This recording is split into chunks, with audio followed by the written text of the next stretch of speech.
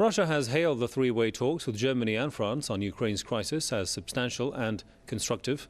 German Chancellor Angela Merkel and French President François Hollande on Friday met with the Russian President Vladimir Putin in Moscow on a new peace initiative for Ukraine. Kremlin spokesman Dmitry Peskov said the parties are now working on the text of a possible joint document to implement the agreements reached during the September Minsk talks. Merkel and Hollande travelled in Moscow for discussing ways to end the 10-month conflict in eastern Ukraine that has claimed over 5,000 lives so far. The two met the Ukrainian President Petro Poroshenko on Thursday. NATO Secretary General Jens Stoltenberg says he fully supports efforts by the German and French leaders to secure a peaceful resolution to the crisis in Ukraine.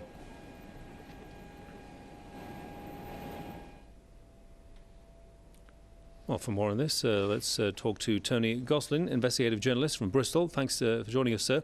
Mr. Gosling, first of all, we have Russia calling these trilateral talks as constructive.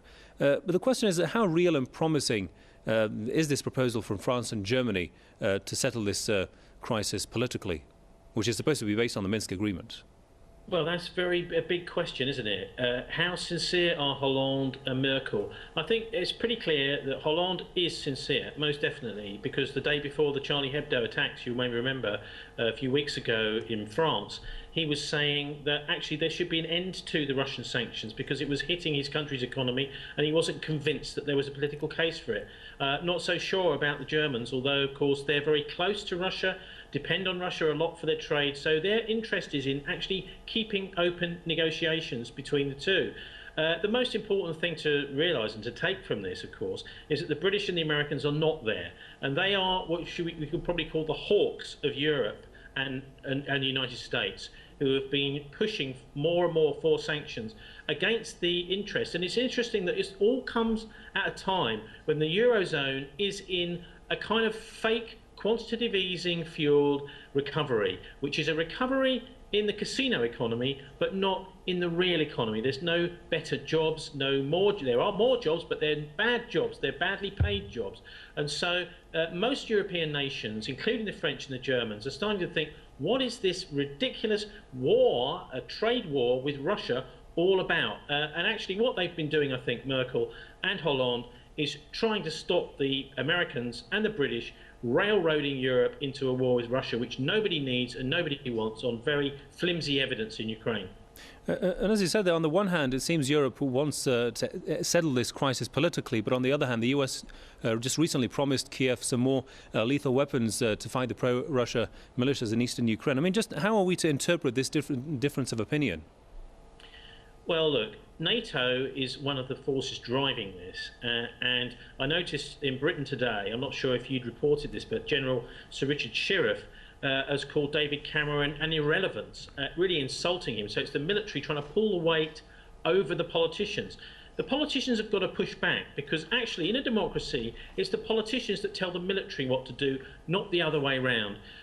So I think also we must remember what is at the heart of all of this. Is the two big incidents in Ukraine. One is the coup last February in the Maidan, which is important that people remember, was at least on the surface of it a Western-inspired coup, and there were many demonstrators and police shot, almost certainly by the same people, possibly mercenaries of some sort or special forces brought in by the West. That at least is where the evidence is pointing. Then, of course, there was the downing of MH17. Why have the Malaysian government, the Malaysian pilots, etc., been shut out of the investigation into what really happened with the downed airliner, with hundreds of people that died? So it's all being put together, rather like, I'm afraid, the attack on Libya, on incredibly flimsy evidence. And I just hope that Merkel and Hollande have got the mettle to stand up to the British and the Americans and to come to some sensible agreement with the Russians, because any kind of conflict with the Russians, as the Russians themselves would say, an economic conflict can very quickly turn into war, and nobody wants that, apart from, it seems, those very far away from what would be the battleground. And briefly, just why is it that the humanitarian aspect of this crisis hasn't received much attention? We're speaking about 5,000 people being killed in the span of 10 months. It is interesting, isn't it? And I think we're living in a world where particularly the media, are seeing what they want to see, and we're not getting both sides of the story. We've had, for example, today a scandal here in Britain with the Channel 4 News presenter Cathy Newman actually making up a story about having been shunned in a British mosque.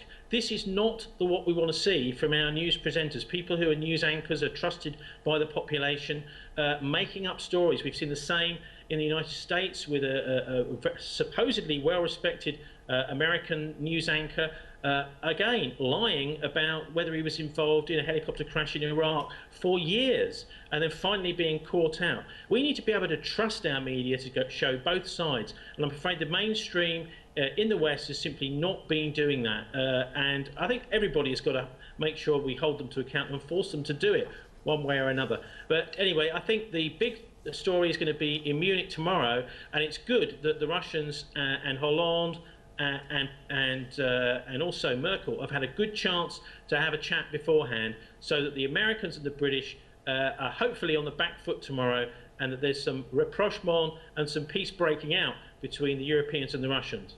All right, we'll leave it there for the time being. Many thanks to Tony Gosling, investigative journalist from Bristol. Thanks for your time there, sir. Thank you very much.